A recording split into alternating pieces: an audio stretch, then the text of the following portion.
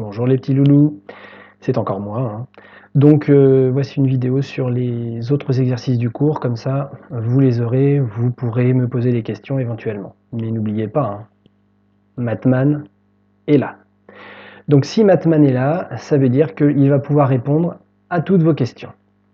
Donc pour pouvoir répondre à toutes vos questions, il faudrait d'abord que je fasse donc cette vidéo. Alors pour pouvoir faire cette vidéo, vous avez ici les exercices et vous allez avoir la correction évidemment qui va défiler et je vais vous expliquer comment ça fonctionne. Alors, vous avez une intégrale ici, I indice n, qui est égale à l'intégrale de 0 à 1 de, vous avez sous les yeux, x puissance 2n plus 1 sur 1 plus x carré dx. On vous demande de calculer I0. I indice 0, c'est comme une suite, vous remplacez n par 0. Si je remplace n par 0, j'obtiens x puissance 1 sur 1 plus x carré. X puissance 1 sur 1 plus x carré. Ça veut dire x sur 1 plus x carré. Si je cherche la primitive de x sur 1 plus x carré, je pose u de x égale 1 plus x carré. Vous visualisez, hein, ça c'est bon. Hein. Donc u de x égale 1 plus x carré, u' de x, c'est 2x. Mais alors du coup, vous allez pouvoir faire apparaître votre u' au numérateur en disant u' sur u. Et du coup, 1 plus x carré, 1 plus x carré, hein, est donc strictement positif. Donc avec le ln, il n'y aura pas de problème. Donc en fait, voilà comment on va calculer notre intégrale. I indice 0, je remplace x par 1, j'obtiens donc x sur 1 plus x carré. Je vais rajouter un 2, et comme j'en ai rajouté un, je vais diviser également par 2. Donc 1 demi fois 2x sur 1 plus x carré. Donc ici, et vous voyez que ça marche bien parce que c'est les mêmes couleurs que lors de la visio, eh bien on a 2. Du coup j'ai bien u' sur u pour ma primitive. J'ai bien ici u' sur u. Et le 1 demi c'est une constante que je réécris bien évidemment. Je pourrais la sortir de l'intégrale, la constante. Je la laisse à l'intérieur pour éviter de perturber quelques-uns. Alors j'imagine dans la classe, comme vous êtes très bons tous, ça gênerait pas trop, mais c'est pas grave, je la laisse quand même à l'intérieur. Donc 1 demi fois ln de 1 plus x carré, pris entre 0 et 1. Je vous rappelle qu'il suffit de calculer la différence des deux. Alors après, le détail des calculs, je vous laisse gérer. Ça fait 1 demi ln de 2. Même chose que pour toutes les vidéos, pause et re-repose si besoin, et je reviens, je refais, je reprends, etc. pour y arriver. Après, on me demande de montrer que i indice n plus i indice n plus 1, c'est égal à 1 sur 2n plus 2. Alors là, assez incroyable. Comment va-t-on pouvoir faire ça? Eh bien, n'hésitez pas, écrivez-le, regardez un petit peu en l'écrivant ce qui se passe, tout simplement. I indice n plus I indice n plus 1. Et il suffit de le remplacer. Donc j'obtiens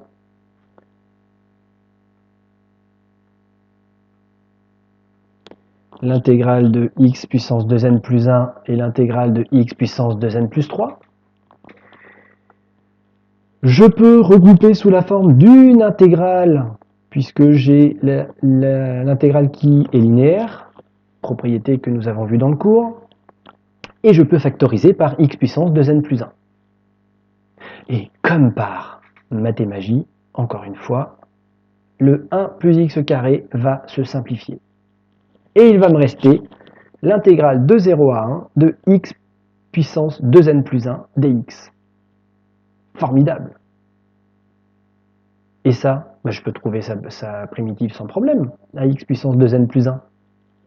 Ça donne quoi? 1 sur 2n plus 2, tiens, 1 sur 2n plus 2 fois x puissance 2n plus 2. Alors comment on trouve cette primitive-là? Bah, tout simplement avec la formule u puissance n, sachant que u de x c'est x, et du coup u' de x, eh bien ça va être 1. Donc on va avoir x puissance 2n plus 1. Et donc pour la formule c'est 1 sur n plus 1, x puissance n plus 1. Donc en fait 1 sur 2n plus 1 fois x puissance 2n plus 1 plus 1. J'obtiens donc cette primitive-là, 1 sur 2n plus 2, x puissance 2n plus 2. Ensuite, je calcule la différence de mes deux primitives, et j'obtiens, comme par hasard, c'est quand même bien foutu, 1 sur 2n plus 2. J'ai donc montré que i indice n plus i indice n plus 1, c'est 1 sur 2n plus 2. Pas mal, hein? En fait, il faut remplacer et puis ne pas hésiter à écrire, transformer l'écriture pour arriver à quelque chose qui soit bien sûr cohérent. Il fallait surtout penser à factoriser par x puissance 2n plus 1. C'était la partie la plus délicate. Pause, repose, et on continue. En déduire, i indice 1, i indice 2, i indice 3. Alors, pour pouvoir déterminer ces trois termes de la suite, i indice n, évidemment, je vais utiliser ce qu'on m'a fait démontrer juste avant. Celui qui n'a pas compris qu'il fallait utiliser ça, c'est quand même bien dommage. On va utiliser ça, pourquoi? Bah parce qu'on me l'a fait démontrer avant, il y a quand même une raison. Donc pour en déduire i1, eh bien, je vais prendre pour n égale 0, je vais avoir i indice 0 plus i indice 0 plus 1, donc i indice 1, qui est égal à 1 demi. Et ça va me permettre de pouvoir en déduire i indice 1.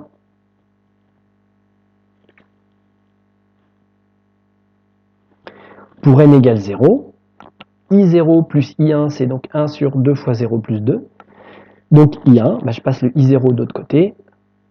Et i0, je vous rappelle qu'on a trouvé 1 demi ln de 2. Donc c'est 1 demi moins 1 demi ln de 2.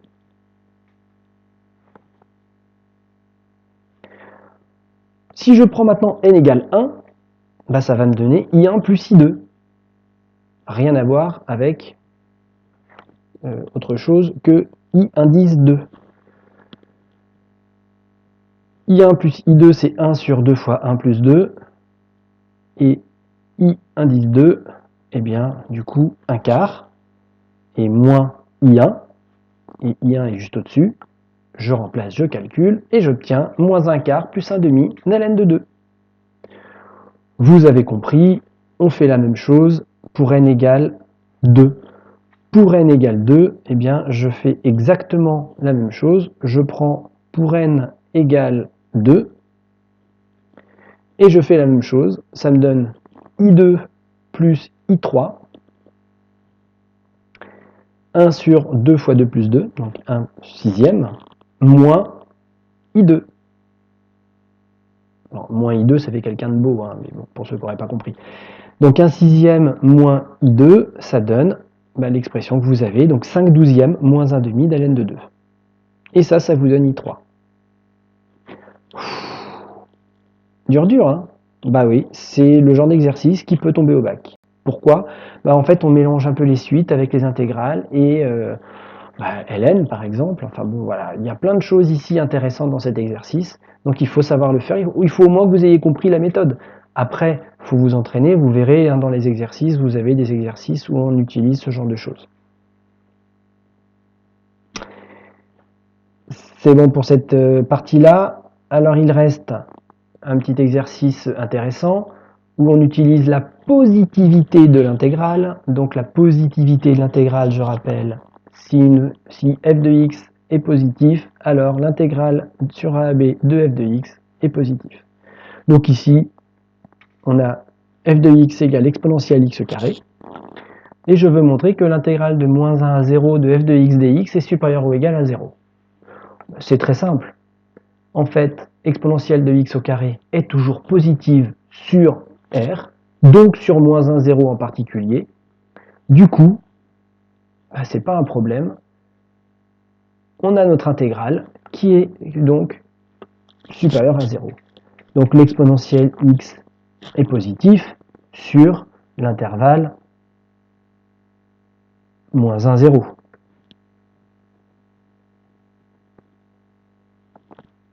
Donc l'intégrale de moins 1 à 0 de f de x dx est supérieure ou égale à 0. Ça c'est très facile, hein. J'imagine que tout le monde l'avait juste, en tout cas tous ceux qui ont essayé de le faire, c'est vraiment pas très compliqué. Par contre, donc là, si vous avez besoin de mettre une petite pause, n'hésitez pas, hein. Par contre, la deuxième question est un peu plus délicate. Montrez que l'intégrale de moins 1 à 1 de f de x dx est comprise entre 2 et 2 fois e. Alors, déjà, c'est un encadrement. Donc, je vais partir de ce que je connais et je vais essayer de fabriquer ce qui est au milieu. Alors, comment je le fabrique? Tout simplement, je vais exprimer f de x entre ce que je sais et l'intervalle que je connais. Donc ici, moins 1, 1. Donc qu'est-ce que je peux dire d'exponentielle x carré sur moins 1, 1? Eh bien, pour encadrer exponentielle de x carré, il faut que j'encadre d'abord x carré. Pour encadrer x carré, il faut que j'encadre x.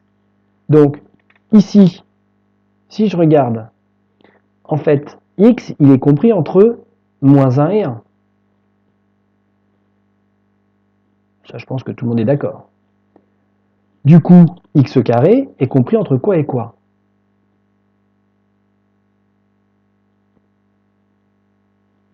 X carré est compris entre 0 et 1. Et oui, il faut faire attention.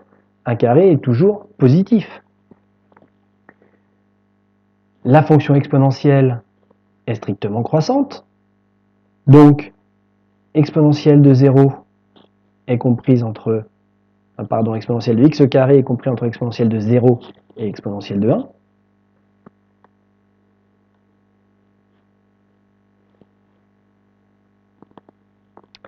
Ça commence à prendre forme. Maintenant que j'ai exponentielle de x carré, je peux passer à l'intégrale. Pourquoi passer à l'intégrale? Je sais que si f est inférieur à g, l'intégrale de f est inférieure à l'intégrale de g. Propriété que nous avons revue ensemble aujourd'hui. Donc, qu'est-ce que je vais pouvoir écrire ici?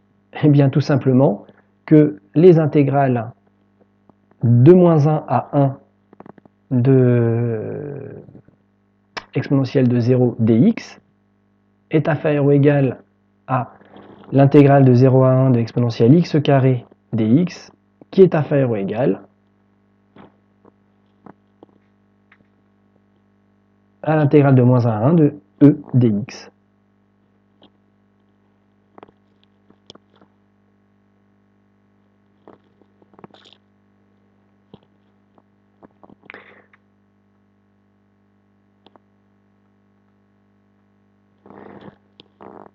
Du coup, on peut s'en sortir très bien en utilisant ces encadrements.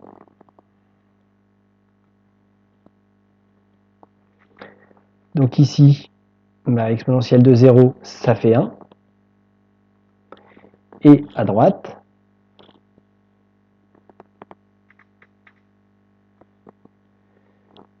ici j'ai e qui est en fait une constante. Donc après, maintenant que j'ai l'encadrement, je peux calculer mes intégrales qui sont de part et d'autre. Donc si je calcule mes intégrales de part et d'autre,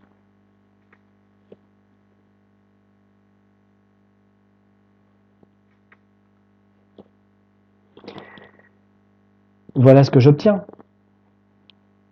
L'intégrale de 1 à x de 1 dx, eh bien la primitive de 1 c'est x, pris entre moins 1 et 1. Et l'intégrale de E dx, la primitive de E, là c'est E étant une constante, hein, bien sûr, donc c'est E fois x, et donc c'est Ex compris entre moins 1 et 1.